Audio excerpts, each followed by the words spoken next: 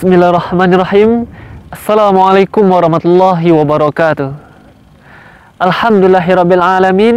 Allahumma shalli ala Muhammad wa ala ali Muhammad. Dun sanak minang satu yang dirahmati Allah, mudah-mudahan kita dalam keadaan sehat dan dalam lindungan Allah Subhanahu wa taala. Waktu sangatlah penting bagi kita. Bahkan Islam sangat menghargai yang namanya waktu. Allah Subhanahu wa taala juga menjadikan waktu sebagai nama surah dalam Al-Qur'an pada juz 30 dan kita semua sudah mengetahuinya. Dikatakan bahwasanya bangsa Arab menyatakan bahwasanya waktu adalah pedang.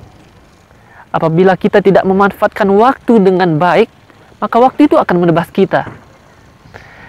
Para ulama juga mengatakan bahwasanya jikalau waktu tidak dimanfaatkan dengan hal-hal yang positif, pastinya waktu diisi dengan hal-hal yang maksiat, minimal sia-sia. Dengan itu perlulah dalam kehidupan kita memanfaatkan waktu dengan sebaik-baiknya. Pada bulan Ramadan ini, Allah Subhanahu wa taala memberikan waktu kepada kita selama sebulan untuk memperbaiki diri dan membuat amal sebanyak-banyaknya.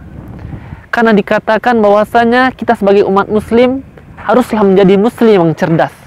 Bagaimana muslim yang cerdas tersebut? Adalah seorang muslim yang mampu, yang bisa membuat amal sebanyak-banyaknya dengan waktu yang sesingkat-singkatnya.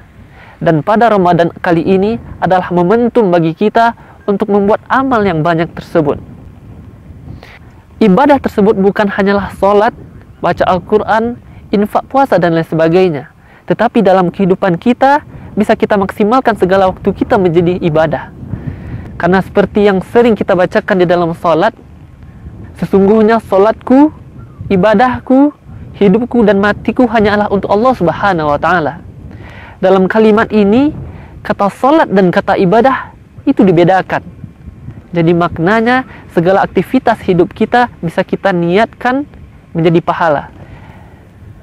Dengan itu sangat penting sekali bagi kita untuk memanfaatkan waktu dengan sebaik-baiknya.